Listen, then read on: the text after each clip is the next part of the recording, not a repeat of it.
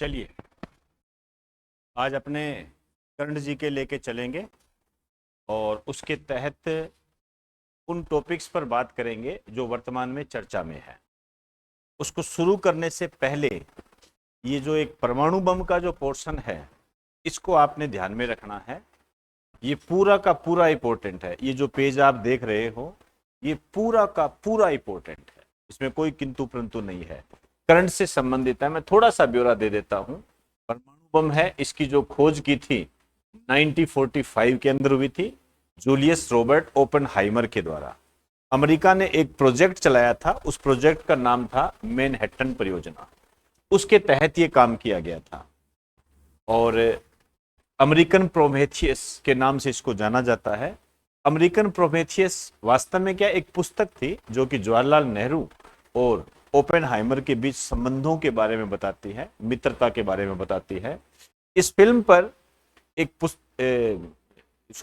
पुस्तक पर एक फिल्म बनी ओपेनहाइमर, जिसके निर्देशक है क्रिस्टोफर नोलन। ध्यान रखना वर्ष 2023 में ये रिलीज हुई थी और गीता विवाद के कारण ये चर्चा में रही। इसमें क्या एक सीन ऐसा है, एक दृश्य ऐसा है जिसके अंदर ये बताया गया है कि श्री कृष्ण जो है पृथ्वी के संहारक थे। तो इस तरीके से कुछ बातें कही गई है, उस कारण से डिस्प्यूटेड हो गई, मतलब ये क्वेश्चन होता है। तो आपको ये ध्यान रखना है। ओपेनहाइमर फिल्म के निर्देशक क्रिस्टोफर नोलन और प्रोमेथेशियस, अमेरिकन प्रोमेथेशियस, ये पुस्तक जो लिखी थी काई बर्ड ने लिखी थी ये। इसी कारण से इनको अमेरिकन प्रोमेथियस भी कहा जाता है। प्रोमेथियस का मतलब जो होता है एक तरीके से भगवान से होता है। क्लियर, ध्यान रखना। होमी जहांगीर बाबा के भी ये मित्र थे और होमी जहांगीर बाबा के जो मित्र थे इसकी जानकारी मिलती है इस पुस्तक से, होमी जहांगीर बाबा की जीवनी से, जिसके लेखक थे बख्तियार दादा भाई। क्लियर होगी बात सारी। आपसे पूछा जा सकता है कि मैनहट्टन परियोजना का संबंध किससे है, तो अमेरिका से है। इसका संबंध परमाणु बम के निर्माण से है। और बहुत सारी बातें हैं, अपने साइंस में इसको पढ़ते रहते हैं कि परमाणु बम का जो परीक्षण है ये जुलाई 1945 में हुआ था। अगस्त में इसका प्रयोग कर दिया था। जापान के दो शहर थे, हिरोशिमा नागासाकी था। लिटिल बॉय हिरोशिमा पर डाला गया परमाणु बम था और फैटमैन नागासाकी पर डाला गया ये परमाणु बम था। ये हमने बात वहां कर ली थी। परीक्षण की बात करेंगे, 1974 में सबसे पहले परीक्षण हुआ था, 1998 में फिर 2 किए गए थे। बुद्ध मुस्कुराए बुद्ध फिर मुस्कुराए, इस नाम से थे वो। इंदिरा गांधी के काल में पहला हुआ था और जो 2 हुए थे वो अटल बिहारी वाजपेयी के काल में हुए थे। ये हम करते रहते हैं। अब जो मैं आपके लिए लेकर आया हूं, अभी आपने एक कैबिनेट का फैसला सुना कि जो गैस सिलेंडर है उसके रेट कम किए गए हैं। ठीक है ना, ये बहुत ही महत्वपूर्ण न्यूज है, बहुत ही महत्वपूर्ण न्यूज। इस संबंध में पहले भी क्वेश्चन आ चुके हैं। संबंध का मतलब ये नहीं है कि कितने रेट कम किए, ये नहीं, ये क्वेश्चन तो आएगा ही नहीं कि कितने रेट कम किए। बाई चांस आ जाए तो आपके सामने होगा, लेकिन इसके आने के चांस कोई 1% के आसपास होते हैं। जनरली ऐसे क्वेश्चन नहीं बनते। तो फिर क्वेश्चन बनेंगे कैसे, उसी को हमने पढ़ने हैं। आइए देखिए,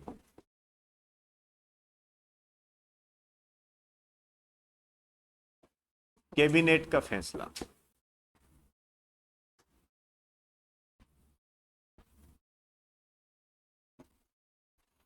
अगस्त 2023, रक्षाबंधन के दिन ये किया था। डेट की तरफ जाने की आवश्यकता नहीं है। भारत में 75 लाख नए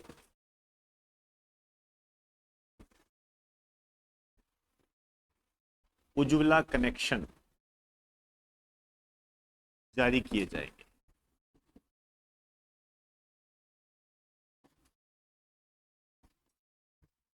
75 लाख नए उज्ज्वला कनेक्शन जारी किए जाएंगे। ये मेन है न्यूज। ठीक है, कुछ सब्सिडी है, तो सब्सिडी है 200 रुपए की। 200 रुपए की सब्सिडी है, ध्यान रखना। 200 रुपए की सब्सिडी है। ये सबके लिए है, मेरे लिए भी है, आपके लिए भी है, सबके लिए है। 200 रुपए की भारत के प्रत्येक नागरिक के लिए है। मान लीजिए 1100 रुपए का सिलेंडर मिलता है तो अब आपको वो 900 के अंदर मिलेगा, सबके लिए। लेकिन जो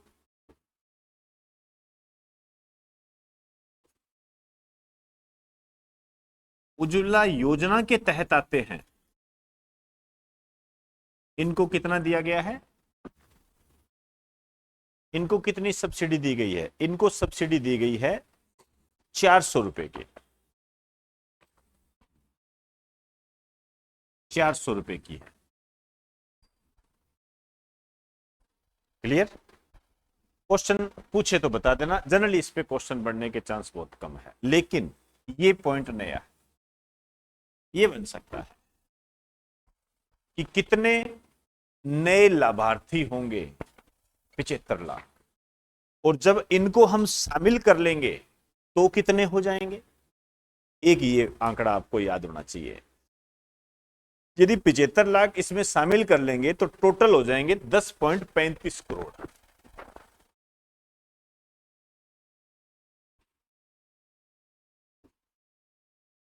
कुल संख्या 10.35 करोड़ हो जाएगी, ध्यान रखना। इसका मतलब यदि आपसे कह दे कि वर्तमान में उज्ज्वला योजना के लाभार्थी कितने हैं तो 9 पॉइंट के आसपास कुछ बन जाएंगे। ठीक है ना?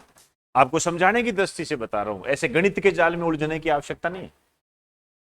ये पॉइंट्स होते हैं, ये क्वेश्चन होते हैं, इनको बोलते हैं उज्ज्वला योजना। क्या है? ये बाद की बात होती है।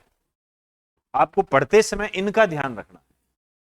जब भी आप पढ़ो तो उनको, इन आंकड़ों को अच्छे तरीके से करो। सब्सिडी है, भाई सब्सिडी क्या होती है?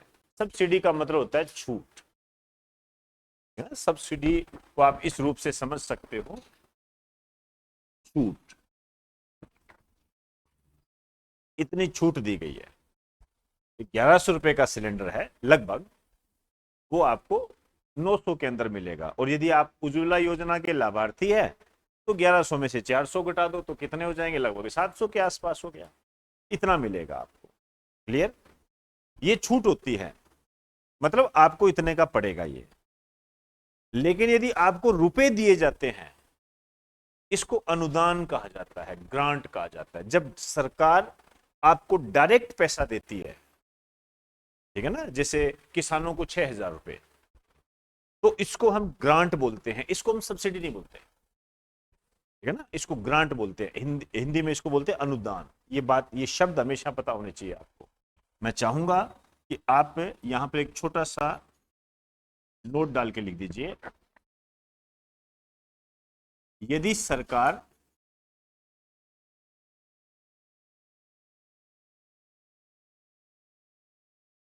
डायरेक्ट पैसे देती है, मैं आसान भाषा में लिख रहा हूं, अब इसमें तो क्या छूट है, समझ रहे हो ना बात? सरकार डायरेक्ट पैसे देती है तो उसे अनुदान कहते हैं, ग्रांट कहते हैं, ग्रांट। तो इसे अनुदान कहते हैं, ग्रांट।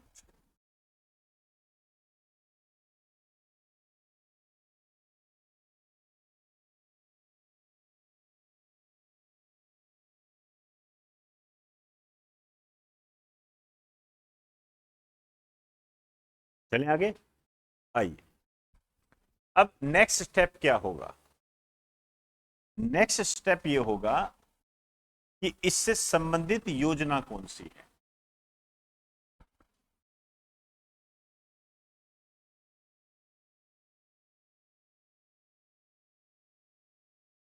उस योजना का नाम है प्रधानमंत्री उज्ज्वला योजना।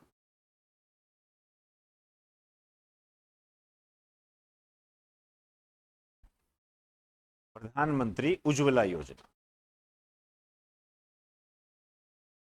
अब आपके ये डेट रच बस जानी चाहिए। मई 2016 में इसको स्टार्ट किया था। गड़बड़ी मत कर देना, 2015 2016 इसमें आ जाता है। सीधा पूछ लेगा, क्वेश्चन बहुत आसान है, लेकिन गलती कर दी तो फिर नीचे चले जाओगे। ये है।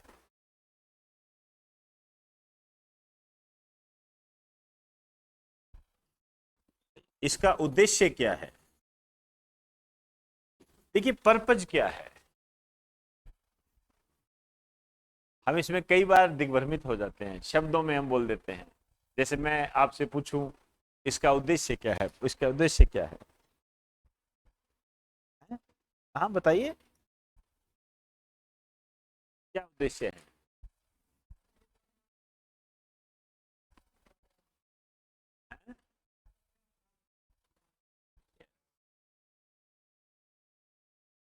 पर्यावरण, देखो होता क्या है, पर्यावरण तो है ही, नो डाउट। लेकिन मेन बात यह है वुमेन इंपावरमेंट। वुमेन इंपावरमेंट के तहत इसमें क्या है, एलपीजी का सिलेंडर दिया जा रहा है। लेकिन उद्देश्य सरकार का यहां यह है कि महिलाओं के स्वास्थ्य को डेवलप करना, महिलाओं के स्वास्थ्य की देखरेख, ये होता है। और ये महिला के नाम से होगा। इस कारण से ये किसको रिप्रेजेंट करता है? Women empowerment. भाई महिला के नाम से, पहले क्या होता था, व्यक्ति के नाम से होता था, पुरुष के नाम से होता था। अब ऐसा नहीं है, महिला के नाम से होगा। महिला के नाम से होगा तो फिर वुमेन इंपावरमेंट को देता है। दूसरा मेन इसका पर्पज जो है, ध्यान रखना, महिलाओं की हेल्थ, हेल्थ है। अब इसके लिए सरकार क्या कर रही है, इसके लिए आपको एलपीजी का सिलेंडर दे रही है। ठीक है ना? तो कभी आप योजना को पढ़ो तो थोड़ा सा ना रुक जाया करो। इसमें लिख दीजिए, गरीब परिवारों को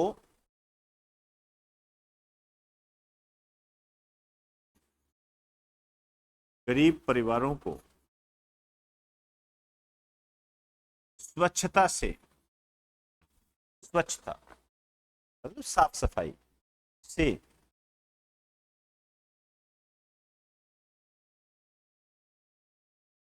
खाना पकाने,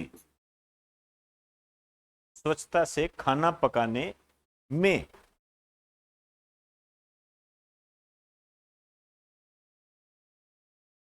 बदलाव लाने में मदद करना। समझ गए मेरी बात को?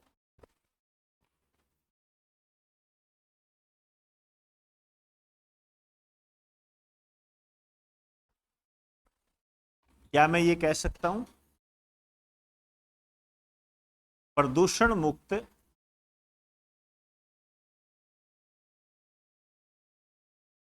जीवन जीने में सहायता करना सही है या गलत है ना? प्रदूषण मुक्त जीने में आपको मेन टारगेट पे ध्यान देना है, एलपीजी को पकड़ के मत बैठ जाना। प्रदूषण मुक्त जीने में अब क्या कर रही है सरकार, लिखिए, इसके तहत, इसके लिए सरकार, इसके तहत या इसके लिए सरकार गरीब महिलाओं को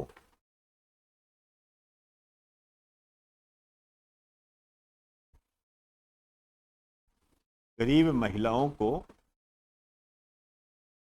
मुफ्त एलपीजी कनेक्शन दे रही है।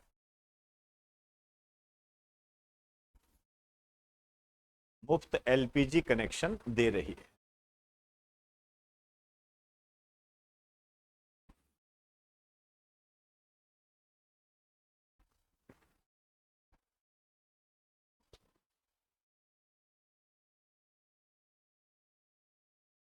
मुफ्त एलपीजी कनेक्शन दे रही है। समझ रहे हो मेरी बात का अर्थ? एलपीजी कनेक्शन दे रही है। अब यहां पर क्या है, आपको एलपीजी के बारे में जानकारी होनी चाहिए। LPG liquid, liquefied petroleum gas, ये साइंस में हम करते हैं। सबसे ज्यादा मात्रा आइसोब्यूटेन की होती है। इस गैस के रिसाव की पहचान के लिए इसमें क्या मिलाया जाता है, एथिल मरकेप्टेन या थायोल मिलाया जाता है। अब ये बातें हम करते रहते हैं, वो यहाँ इसको फिर हम कर्ण जीके से हट जाएंगे, इस कारण से मैंने ओरली आपको बता दिया, जिसको आवश्यकता वो लिख लेना। लिक्विफाइड पेट्रोलियम गैस लिक्विड रूप में होती है, ये सबसे ज्यादा मात्रा आइसोब्यूटेन की होती है इसके अंदर। एथिल मरकेप्टेन या थायोल इस गैस के रिसाव की पहचान के लिए मिलाया जाता है, क्योंकि यह विस्फोटक प्रकृति रखती है। हो गई बात सारी, हो गई बात क्लियर। अब जैसे जैसे हम आगे बढ़े, आपने एक नाम और सुना होगा, उज्ज्वला 2.1 2.0 सॉरी, लिखिए, एक ऐसे लिखिए स्टार डाल के, पीएम उज्ज्वला 2.0।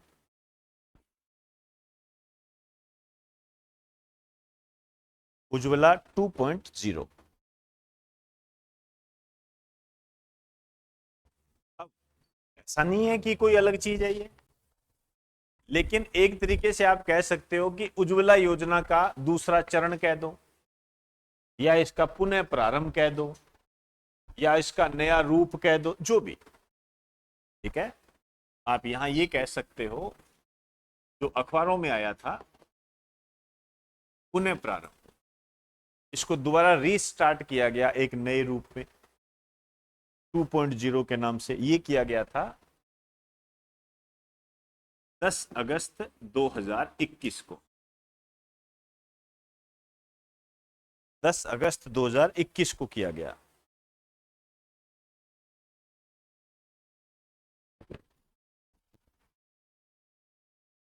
अब इसमें क्या था, अब उसमें तो क्या दे रही थी उज्ज्वला योजना में, क्या था, एलपीजी सिलेंडर का कनेक्शन, एलपीजी सिलेंडर का कनेक्शन दे रही थी। इसमें सरकार क्या कर रही है, भरा हुआ सिलेंडर और गैस चूल्हा मुफ्त दे रही है, भरा हुआ सिलेंडर और गैस चूल्हा ये फ्री दे रही है। तो इसमें एक लाइन लिख दीजिए, इसके तहत सरकार गरीब परिवारों को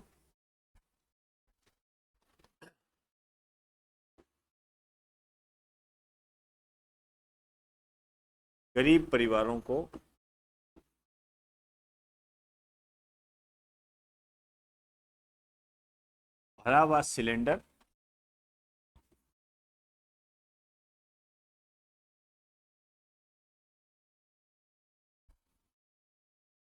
व गैस चूल्हा मुफ्त दे रही है,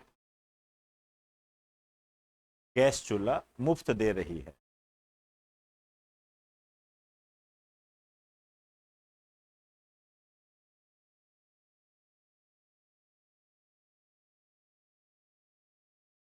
हो गई बात सारी, तो ये है मुफ्त दे रही है। अब आप मेरी बात आप समझ गए होंगे, ठीक है ना। तो ये किसी भी तरीके से आप मान सकते हो, अपने तरीके से करके चलते हैं। कोई और कोई देगा तो ये रेवड़ी हो जाएगी, और खुद देंगे तो मावा हो जाएगा। ये बात यही होती है, इसी कारण से क्या चीजें गलत होती है। देखिए, स्वास्थ्य और चिकित्सा, चिकित्सा हो गया, स्वास्थ्य हो गया, शिक्षा, ठीक है ना, ये एक ऐसा सिस्टम है, ये व्यक्ति के मौलिक अधिकारों में शामिल होता है। आपको ये तो देना ही चाहिए। इसमें जैसे मान लीजिए कोई गरीब व्यक्ति है, यदि मेडिकल के कारण मर जाए, मेडिकल सुविधा ना मिले उसके कारण यदि वो मर जाए, आप सोचिए फिर क्या दे रहे हैं हम। कोई व्यक्ति भूखा मर जाए, फिर हम क्या कर रहे हैं। सिंपल सी बात है ये। वास्तव में जिस देश में शिक्षा हो गया और स्वास्थ्य है, ये ओवरऑल फ्री होना चाहिए, मेरा ऐसा मानना, मेरा ऐसा मानना। इसका कारण है, हाँ ये ठीक है, अलग बात है कि हम इसको इस रूप में जरूर कर सकते हैं कि हर व्यक्ति के लिए फ्री ना करें, ये जरूर कर सकते हैं। लेकिन जो गरीब तबका है, कम से कम उसको इसके कारण मृत्यु की तरफ ना जाना पड़े, ये एक बात होनी चाहिए। गरीब तबका, उसके लिए तो जरूर होना चाहिए। अब देखिए, अब यहां हमें राजस्थान सरकार को देखना है। फिर राजस्थान सरकार इस संबंध में क्या बात कर रही है, लिख दीजिए, नई लाइन से लिखो, ऐसे लिखो, राजस्थान की तरफ से, राजस्थान की तरफ से यह है Indira Gandhi gas cylinder subsidy योजना।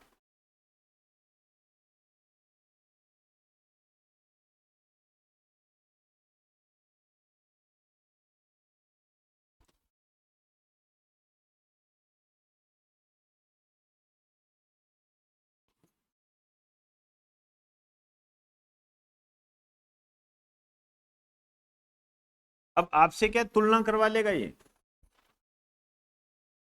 सेंटर और स्टेट, इसकी तुलना करवा देगा। इसकी जो स्टार्टिंग हुई 1 अप्रैल 2023 को, 1 अप्रैल 2023 को इसकी स्टार्टिंग हुई। अब ये करंट ऐड हो गया, अब दोनों की आप तुलना करना। इसमें लिखो, इसके तहत या इस योजना के तहत, इस योजना के तहत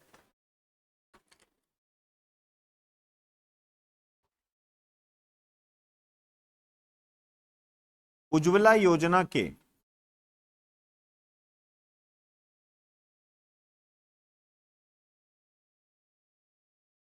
उज्ज्वला योजना के कनेक्शन धारियों को, मतलब कनेक्शन धारी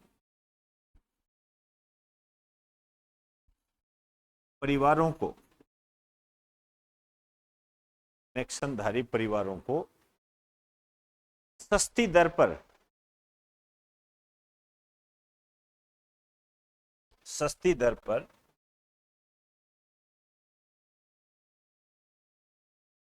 मंथ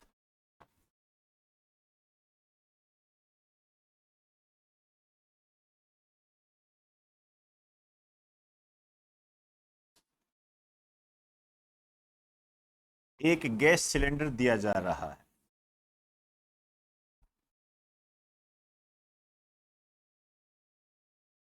पर मंथ एक गैस सिलेंडर दिया जा रहा है।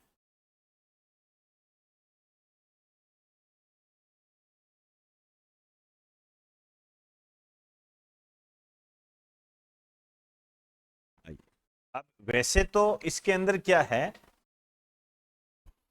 जो सब्सिडी है, सब्सिडी जो जो दी जा, सब्सिडी मतलब छूट, मैंने आपको बता दिया, ये है 410 रुपए की, 410 रुपए की। लेकिन जो गरीब है, मतलब जो गरीबी रेखा से नीचे है, बीपीएल, वो आपको ध्यान रखना है, बीपीएल को जो सब्सिडी दी जा रही है, क्योंकि देखो उज्ज्वला योजना में तो वो भी होंगे जो ठीक ठीक है, उज्ज्वला योजना में तो बीपीएल भी होंगे भाई, ऐसा तो है नहीं कि ये बीपीएल के लिए है। यहां इसको जो सब्सिडी दी जा रही है वो 610 रुपए की है, ये ध्यान रखना है आपने। तो ये राजस्थान सरकार का है, और जो अभी पहले बताया वो सेंट्रल गवर्नमेंट का है। दोनों को कंपैरिजन करके चलना है। ये है भाई, आपसे पूछ लेगा राजस्थान सरकार कितनी सब्सिडी दे रही है, सेंट्रल गवर्नमेंट कितनी सब्सिडी दे रही है, तो इधर उधर कर दोगे तुम। तो उधर तो क्या है 200 400 है, और इधर क्या है 410 और 610 है, ठीक है ना, मतलब इसके लगभग 200 रुपए ज्यादा है। ये है सारी कहानी। अब मेरी बात आप समझ गए होंगे। अब यदि मैं आपसे कहूं उज्ज्वला योजना का जैसे उद्देश्य की बात करें अपने, तो क्या क्या चीजें हमारे सामने आती है। क्या मैं ये कह सकता हूं, क्या ये जो आप पढ़ रहे हो उज्ज्वला योजना,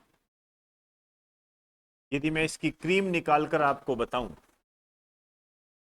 उज्ज्वला योजना के संबंध में, तो क्या मैं ये कह सकता हूं कि जो उज्ज्वला योजना है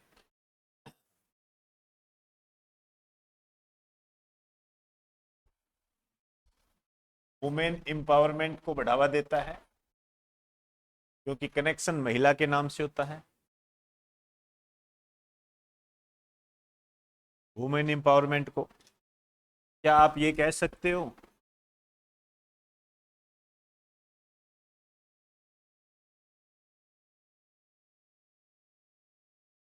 महिलाओं की हेल्थ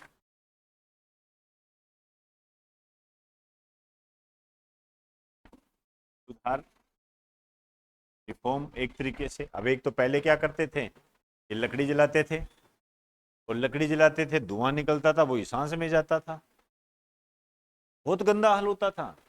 अपने सोचते थे क्या है, कुछ नहीं है। अब होता क्या था, पहले खान पान अच्छा होता था लोगों का, इस कारण से वो क्या चीजें कट जाती थी क्योंकि अच्छा खाते थे, नेचुरल खाते थे।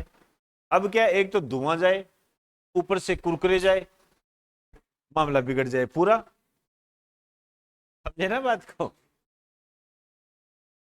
तो महिलाओं के स्वास्थ्य में सुधार। और अब देखो, हर घर में यदि चूल्हा जलेगा, आप सोचिए 10 लाख परिवारों में यदि चूल्हा लकड़ी से जले तो सोचो कितना धुआं निकला। हुआ नहीं है। तो हम ये भी तो कह सकते हैं प्रदूषण में कमी।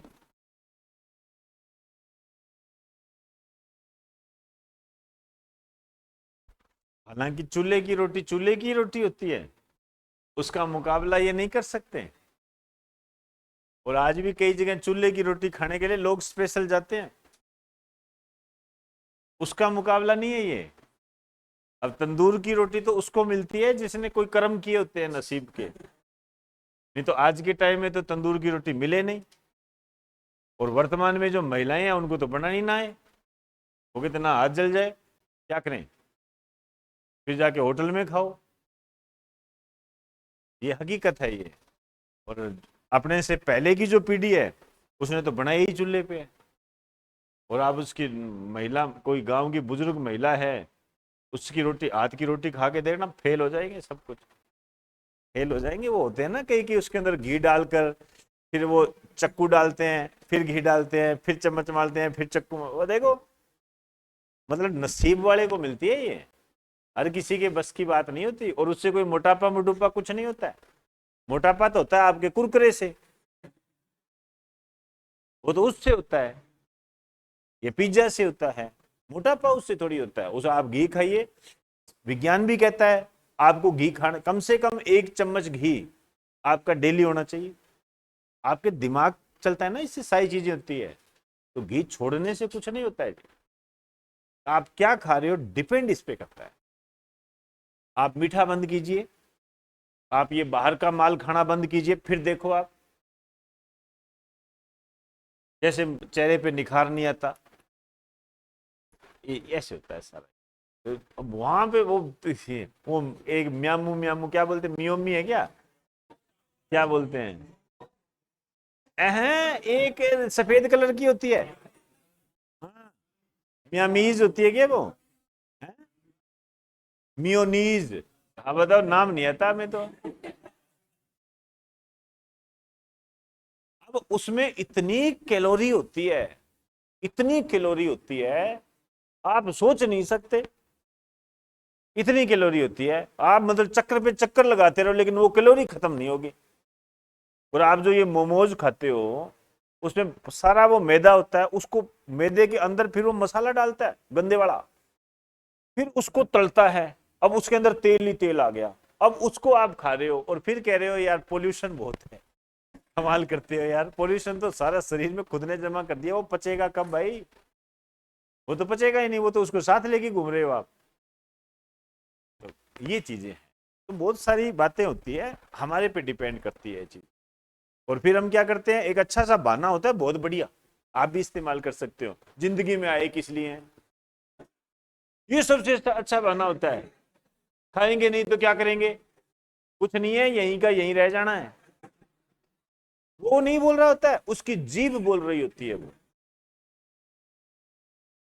लास्ट में अरे क्या लेके जाओगे, क्या करोगे, अरे कुछ नहीं होता, यहीं रह जाएगा, हमने देखा था वो कुछ नहीं खाता था, वो मर गया। अब कोई बेचारा किस कारण से मरा हो, ठीक, चलिए जी, अब आ जाइए। तो इसको राजस्थान से हमने जोड़ दिया, सारी बातें हमने कर ली।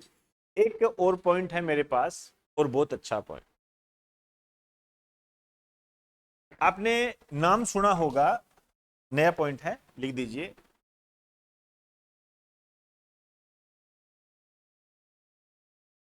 Miss world competition.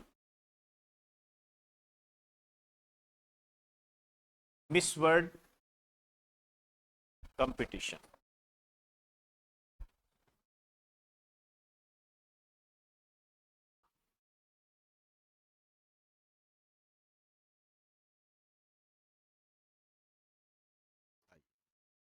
देखिए, इसका जो प्रारंभ हुआ था, ये आपको ध्यान रखना है पूरा, 1951 के अंदर। 1951 में इसका प्रारंभ हुआ था,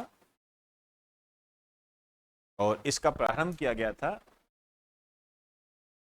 एरिक मोर्ले के द्वारा। एरिक मोर्ले के द्वारा।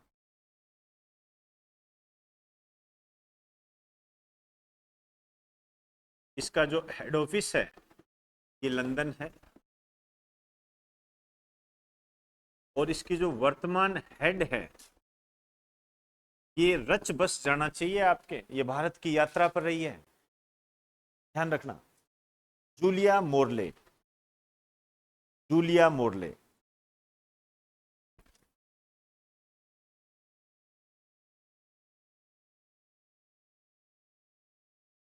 ये मेरी नजर में सबसे महत्वपूर्ण है, ये भारत की यात्रा पर रही है अभी अगस्त के। क्यों रही है, आगे चलकर हम बात करेंगे। Julia Morley.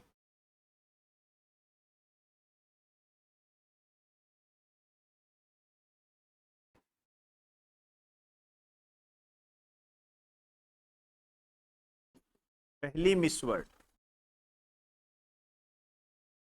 1951 में चुनी गई थी।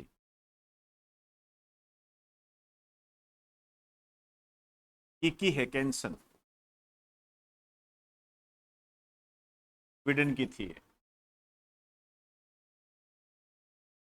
किकी हैकेंसन।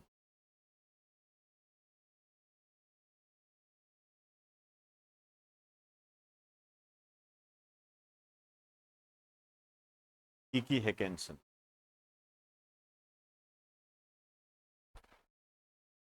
लेटेस्ट जो है, ये है, 2 मिनट रुकना, ध्यान रखना, 2020 में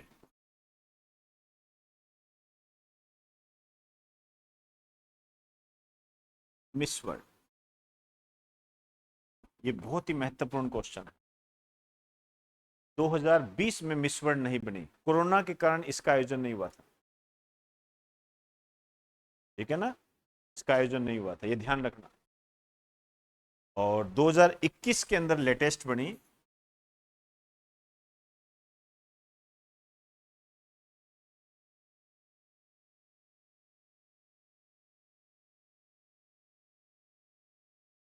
दो हजार इक्कीस के अंदर, इसका नाम है कैरोलिना बेलावस्की।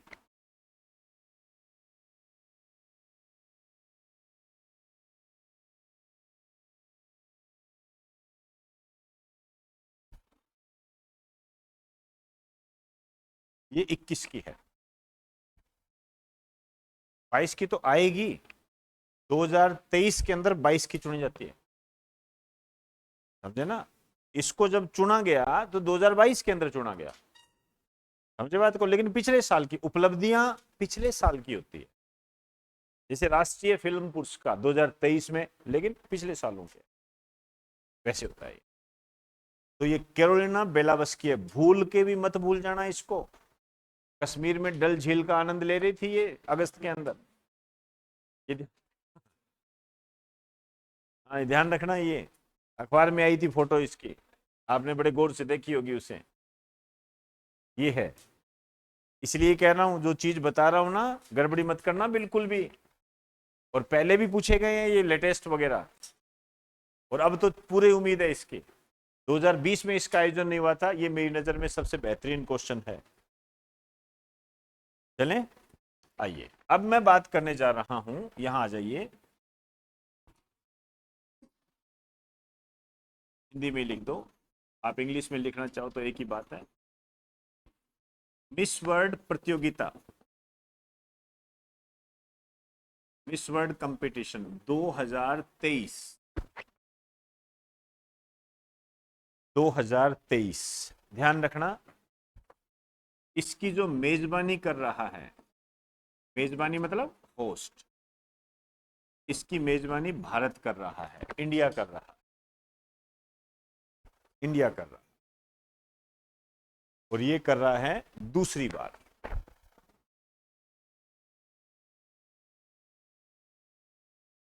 दूसरी बार, पहली बार किया था इसने 1996 के अंदर। मिस वर्ल्ड प्रतियोगिता का आयोजन पहली बार 1996 में हुआ था, और ये स्थान था बेंगलुरु। भारत की जो सिलिकॉन वैली है, वहां पर इसका आयोजन हुआ था, बेंगलुरु कर्नाटक। और ये जो प्रतियोगिता थी, ये 46वीं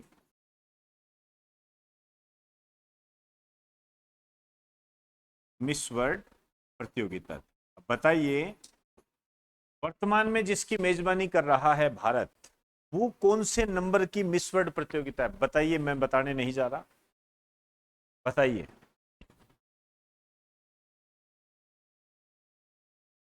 बताओ।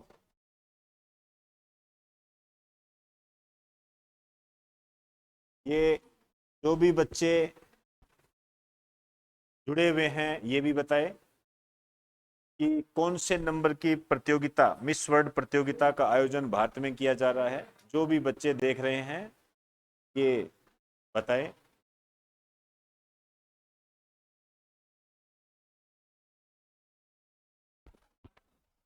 हाँ जी, चीकू 72, 71, हाँ जी 72, 72, 72। कोई बात नहीं, मैं देखता हूँ यहाँ किसी ने जवाब दिया है क्या। अरे यहाँ तो किसी ने जवाब नहीं दिया यार।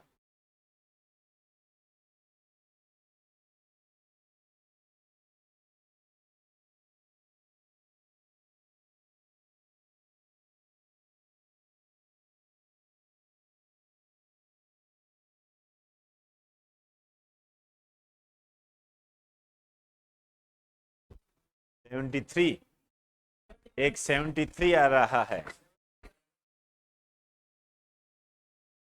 गड़बड़ी मत करना, ध्यान रखना, ये 71वीं प्रतियोगिता है। इसीलिए मैंने आपको कहा था 2020 में नहीं हुई थी, अखबारों में 71 लिखा। यही बनेंगे बेटा क्वेश्चन, यही बनेंगे। ये कोई क्वेश्चन नहीं है कि इसका आयोजन जो है, मेजबानी ठीक है भारत कर रहा है तो इसका आयोजन कश्मीर के अंदर होगा, ये क्वेश्चन नहीं है। ये यदि आ भी गया, जो कि आएगा, ये सब करके आएंगे, इसको सारे करके आएंगे, इसको ध्यान रखना। ये कोई क्वेश्चन थोड़ी होते हैं।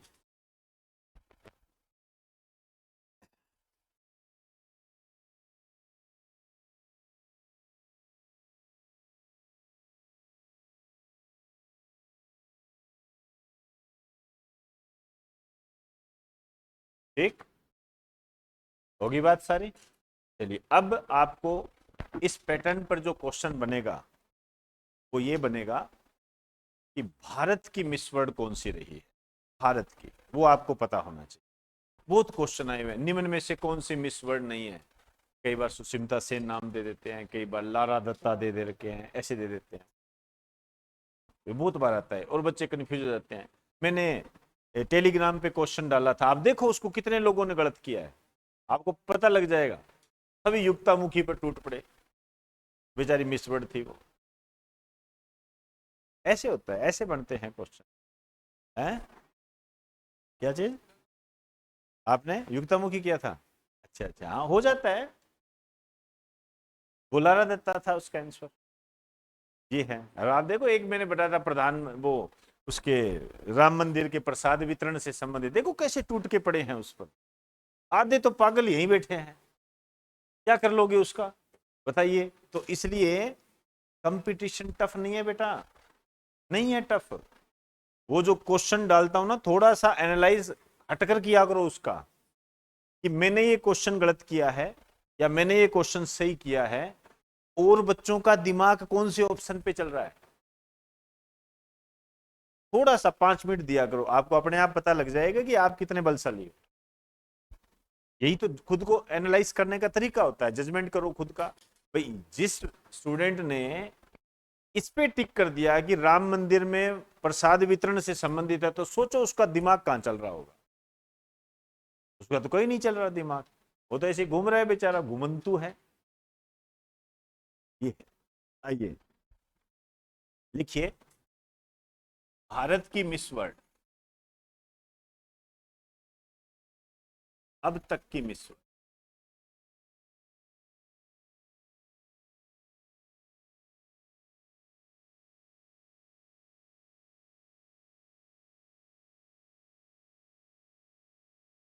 की मिस वर्ल्ड, आइए। सबसे पहले बनी थी 1966 में Reita Faria.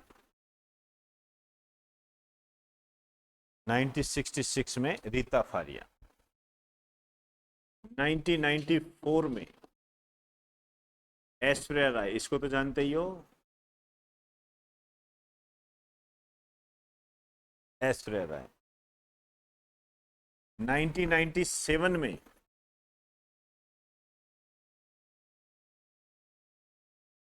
Diana Hayden. Diana नाम से ऐसा लगेगा हमारी नहीं है, लेकिन ये हमारी, हमारी का मतलब देश की।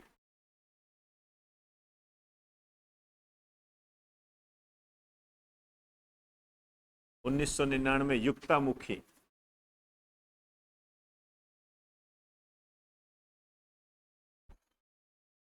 प्रियंका चोपड़ा।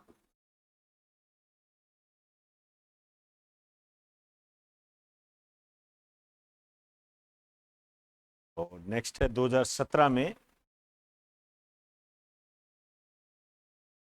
मानुषी छिल्लर। नाम देखो, ये वही है जहां तक यदि मैं गलत नहीं हूं, पृथ्वीराज चौहान की नायिका थी, संयुक्ता का किरदार किया था इसने। ये जितने भी होते हैं लगभग इसी पैटर्न, यही इसी फील्ड में जाते हैं फिर ये सारे, कई नहीं भी जाते हैं। तो टोटल 6 है। आपसे पूछा जा सकता है कौन सी है कौन सी नहीं है, ये पूछा जा सकता है पहली कौन है, ठीक है। और एक बेहतरीन क्वेश्चन, निम्न में से किन वर्षों में लगातार 2 वर्ष भारतीय मिस वर्ल्ड चुनी गई।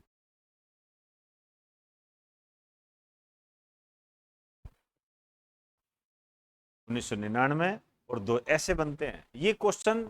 हमारा चाहे टॉपिक कितना ही पढ़ा क्यों ना हुआ हो, धमाडोल कर देता है। भारत में लगातार बनने वाली मिस वर्ल्ड कौन सी है, दे देगा। एक ऑप्शन दे देगा युक्तामुखी प्रियंका चोपड़ा, दूसरा दे देगा प्रियंका चोपड़ा मानुषी छिल्लर, तीसरा दे देगा डायना हेडन युक्तामुखी।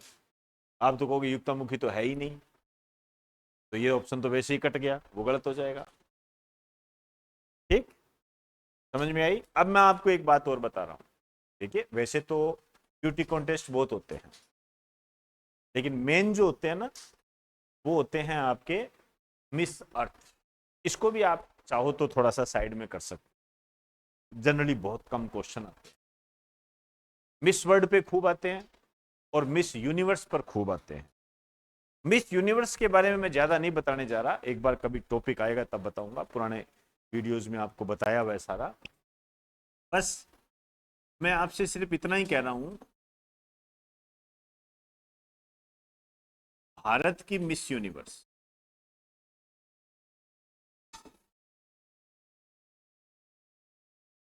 जब ऐश्वर्या राय बनी थी तब इसके बिल्कुल समांतर बनी थी सबसे पहले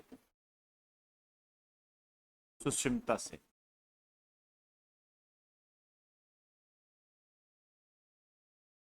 तो भारत की पहली मिस यूनिवर्स कौन है? सुष्मिता से ये बनी थी इस ऐश्वर्या राय के। बिल्कुल, देखो याद भी रह जाएगी चीजें आपके, ठीक। और जब प्रियंका चोपड़ा बनी थी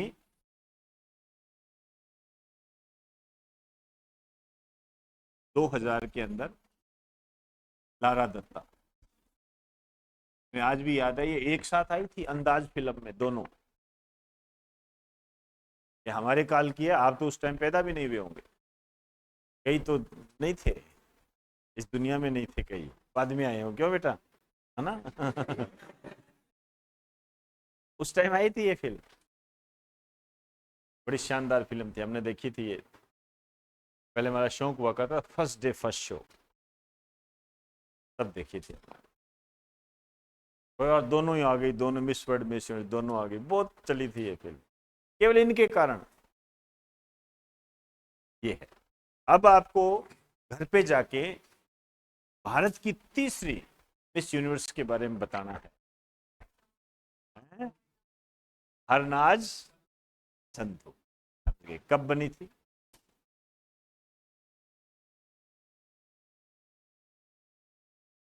चलो जी, कोई बात नहीं, ये पूरा का पूरा आपका होमवर्क है। हरनाज संधू है कि नहीं है आप देखो।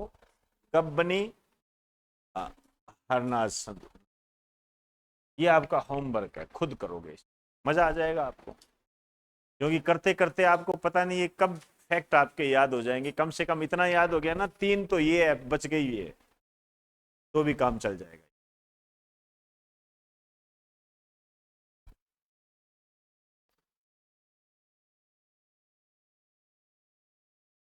कुछ चीजें खुद किया करो।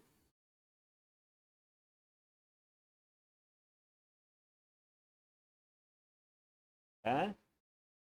2021 हरनाज संधू, काम कर ही दिया आपने।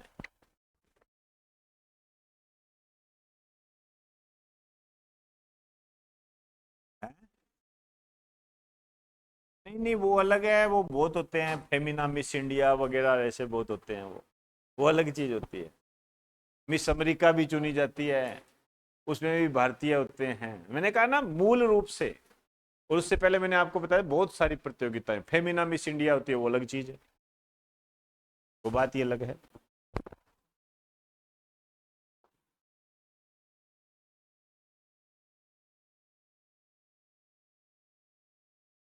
ऐसा कुछ नहीं है, ब्यूटी कॉन्टेस्ट है ये, इनको ब्यूटी कॉन्टेस्ट ही बोला जाता है। देखो, हाँ वर्ड से संबंधित है, वो भी यूनिवर्स एक प्रतीक है। यूनिवर्स में ऐसा तो है नहीं कि भाई परियों को ले आएंगे, भाई सिंपल सी बात है, एक नाम होता है, नाम होता है। इनके लिए एक ब्यूटी कॉन्टेस्ट नाम दे दिया उन्होंने, अब मिस अर्थ दे दिया, मिस वर्ल्ड दे दिया, देखा जाए तो दोनों में कोई फर्क नहीं है। लेकिन मिस अर्थ में यदि बात करेंगे तो भाई अब ऐसा थोड़ी है कि भाई अपने मछलियां भी आ जाएगी। ये ऐसे ये अब होता क्या है, चर्चा में ज्यादा ये रहते हैं, इस कारण से क्वेश्चन इन पर ज्यादा आ जाते हैं। मिस अमेरिका है, इसमें भी कई बार भारतीय वगैरह, यूएसए वगैरह, बहुत सारी प्रतियोगिताएं चुन ली जाती है, पूछ ली जाती है। आपको जानकर हैरानी होगी, और पढ़ा भी होगा आपने, ये जो मतलब मिसेज मिसेज वर्ल्ड, ऐसा भी एक है, ठीक है। उसमें जो जैसे विवाहित महिलाएं होती है उनके लिए अलग होता है, उनके लिए अलग होता है, पुरुषों के लिए अलग होता है, बिल्कुल पुरुषों के लिए अलग होता है। हम जब पढ़ते थे कॉलेज टाइम में, तो सलमान खान चुना गया था विश्व के 7 स्मार्ट हैंडसम, मतलब मेन में सबसे था वो, 7 टॉप 7 में था। तो हम सोचते थे यार आनंद ले गया लाइफ के, ये है, तब था वो। और देखा जाए तो आज भी है, ऐसा कुछ नहीं है, ये है। और इसमें एक बात ये भी ध्यान रखना, इसमें ऐसा नहीं है क्योंकि हमारी भारतीयों की क्या मानसिकता होती है, रंग गोरा मतलब सुंदर। ऐसा नहीं होता है कभी भी। सुंदरता केवल इस मायने में नहीं है कि आप गोरे हो या काले हो, इस मायने में नहीं है, ध्यान रखना। आप कैसे दिखते हो ये मायना नहीं है। सबसे महत्वपूर्ण मायना जो होता है, आपकी अलर्टनेस, आपके बात करने का तरीका, ठीक है ना, आपकी सतर्कता, आप कैसे बात करते हो। आप देखा होगा कई लोग बहुत काले होते हैं, लेकिन आप उनके बात करने का तरीका देखिए, आप हद से ज्यादा शानदार, इंप्रेस कर देते हैं 2 मिनट के अंदर। वो होती है मैं। अब वो तो है, रंग गोरा होने से क्या होता है, रंग, अब रंग गोरा है, घर के अंदर बैठे रहो, क्या कर लोगे उसका, कितना जीरो है। हाँ तो जीरो ही होता है, और क्या होता है, आप बात कैसे करते हो। भाई जैसे मान लीजिए, अब आपकी अभी जनरेशन की आपकी बात करें, तो आप लोगों को जब पूछेंगे ना भाई आप कैसी लड़की चाहिए, हर सुंदर होनी चाहिए, 2-3 बार बोल देगा वो, 2-3 बार। अरे सर कहीं जाएं, कहीं जाएं तो कोई क्या कहे, ये मानसिकता होती है। क्या कहेगा यार कोई, क्यों भाई। आप सोचिए, मेन चीज पता है क्या, जैसे मान मैं मेरी बात करूं या मेरे जैसे वर्ग की बात करूं, वो आपको क्या कहेगा, ऐसा होना चाहिए जो हमारे घर को आगे लेके जाए और संभाल सके। उसकी पहली प्राथमिकता ये होगी, ये होती है मेन बात। अब कोई गोरा चीटा ले आओ आप और सारे घर को तितर बितर कर दे, खिला दे पूरा, क्या कर लोगे बताओ, क्या कर लोगे, सारे दिन मुंह में बैठे रहोगे ऐसे। एक बिगाड़ नहीं सकते आप इनका कुछ। ये हो रहा है कि आप सोच लो कि कहीं मैं इसको सेट कर दूंगा, वो आपको ही सेट करेगी। ये हकीकत है, ये हकीकत है ये। वो आपको ही सेट होना पड़ेगा, ये जग जाहिर है भैया। देखिए,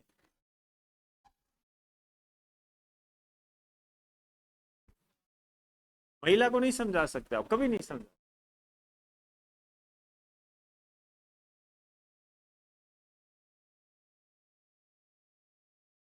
प्रधानमंत्री जनधन योजना के 9 वर्ष पूर्ण।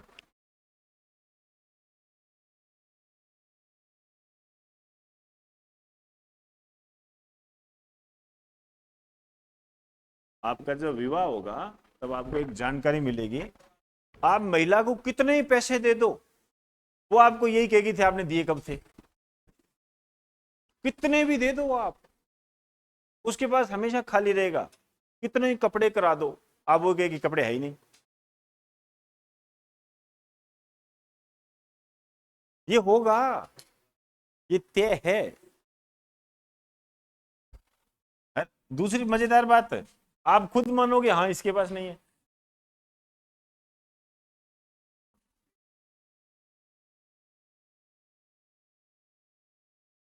इसकी घोषणा हुई थी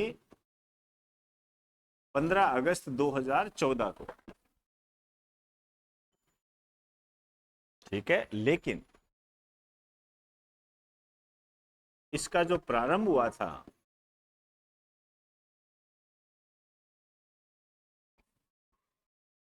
28 अगस्त 2014 को।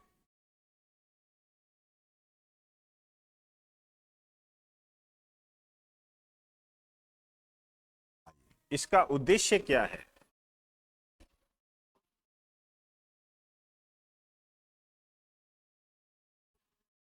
वित्तीय,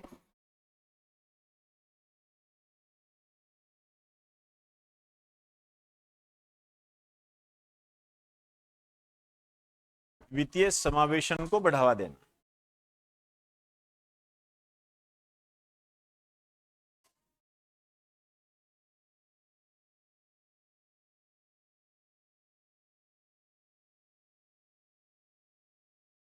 भाई थोड़ा चेक कर लेना, जहां तक मैं गलत नहीं हूं, इंक्लूसिव होता है इसका, देख लेना। मैं थोड़ा कंफर्म नहीं हूं इस बारे में। हाँ होगा तो यही, लेकिन मैं जब तक मैं श्योर नहीं हूं तब तक मैं मानूंगा नहीं। फाइनेंशियल इंक्लूसिव, इसको बोलते हैं। मूल बात है इसका अर्थ, ठीक है ना। देखो बेटा, मैंने आपको कई बार कहा है, यदि आपने शब्दों को पकड़ लिया, एक तो हिंदी सीख जाओगे, एक इसको पढ़ना सीख जाओगे। हिंदी आपके सिलेबस में आती है। देखिए, वित्तीय, वित्त, वित्त मतलब फिनेंस। फिनेंस, जहां फिनेंस आ गया वहां क्या आ जाएगा? पैसा, मनी। समावेशन, ठीक है ना। देखो मैं चलो आनंद देता हूं आपको। वित्त का मतलब पैसा, धन, संपत्ति भी कह दो, जो भी। समावेशन, समा मतलब समान, आवेश,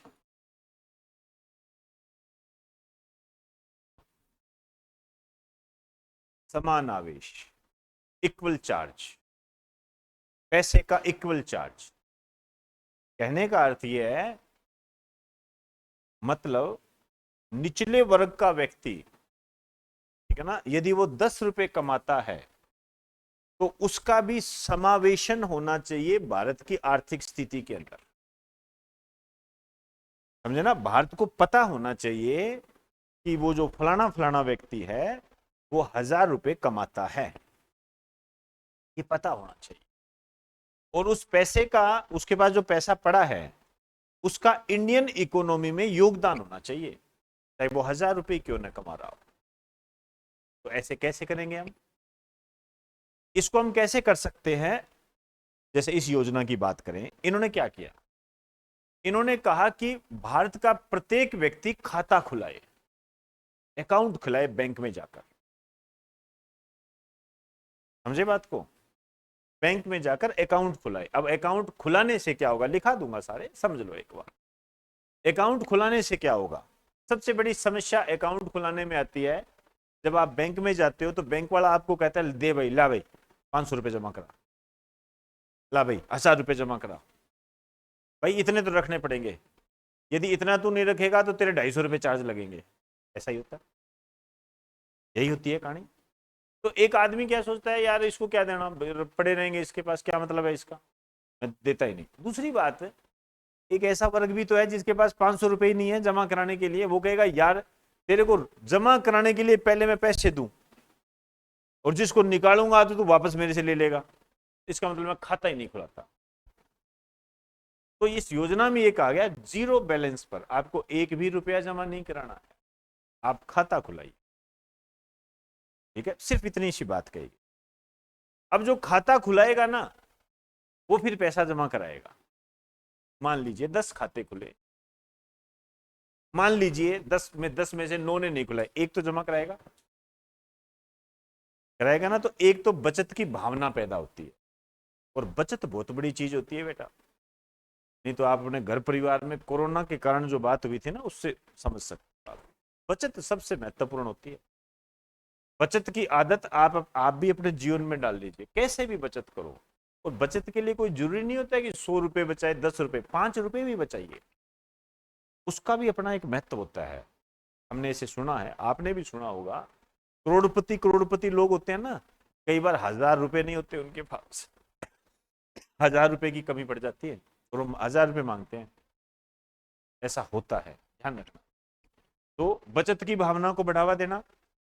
अब जैसे मान लीजिए मैंने 1000 रुपए जमा करा दिए, मैंने तो जमा करा दिए, मेरे को तो ब्याज दे रहे हैं, लेकिन उस 1000 रुपए का इस्तेमाल गवर्नमेंट कहां कर रही है? गवर्नमेंट कर रही है इंफ्रास्ट्रक्चर डेवलपमेंट में। आपके पैसे को ऐसे तो पड़ा नहीं रहने दिया जाएगा, आपके पैसे का इस्तेमाल होगा। इस्तेमाल कहां होगा? सड़क निर्माण में, ठीक है, नए उद्योग धंधों को स्थापित करने में। अब आप देखो कैसे चक्र बन रहा है। यदि भारत में सड़क का निर्माण भी हो रहा है तो आप सोच रहे होंगे कि रोजगार तो मिल रहा है ना लोगों को, भाई सड़क बनाने वाले मजदूर तो होंगे, लोग ही तो होंगे।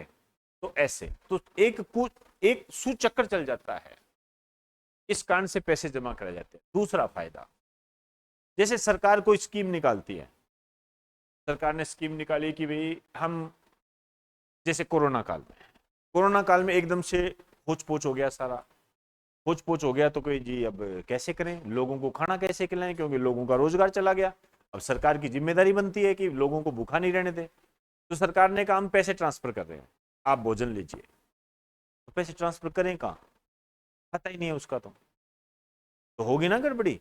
तो इस कारण से ये कई स्कीम का फायदा उठाने में भी महत्वपूर्ण भूमिका निभाती, और आसान भाषा में आप इसको समझ सकते हो कि आपके पैसे का इस्तेमाल इंडियन इकोनॉमी में करना, ताकि इंडियन इकोनॉमी के सूचक्र को बढ़िया तरीके से चलाया जा सके। ऐसे होता है इसका उद्देश्य। तो इसी को कहते हैं वित्तीय समावेशन, पैसे का समान आवेश, पैसे को वितरित करना समान रूप से। यदि कोई गरीब से गरीब व्यक्ति 1000 रुपए भी कमा रहा है और उसके पैसे का इस्तेमाल यदि सड़क निर्माण में हो रहा है, तो इसका मतलब उस पैसे का क्या हो रहा है, समान वितरण हो रहा है। पढ़ते हैं कॉन्स्टिट्यूशन में भी इसको पढ़ा जाता है, धन का समान वितरण पढ़ते हैं ना, वो नीति निर्देशक तत्वों में। तो इसमें लिख दीजिए, इसके तहत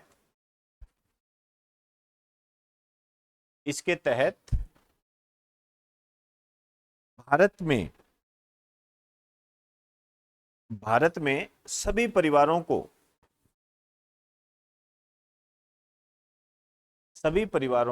बैंकिंग सुविधाएं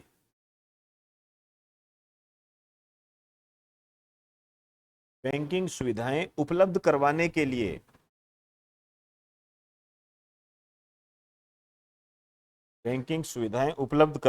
लिए प्रत्येक परिवार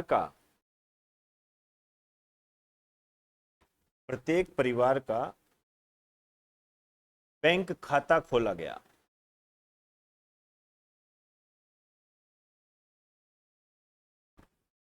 प्रत्येक परिवार का बैंक खाता खोला गया। समझ गए मेरी बात को?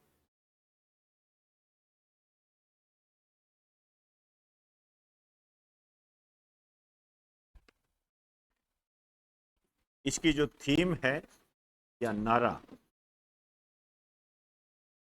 मेरा खाता भाग्य विधाता।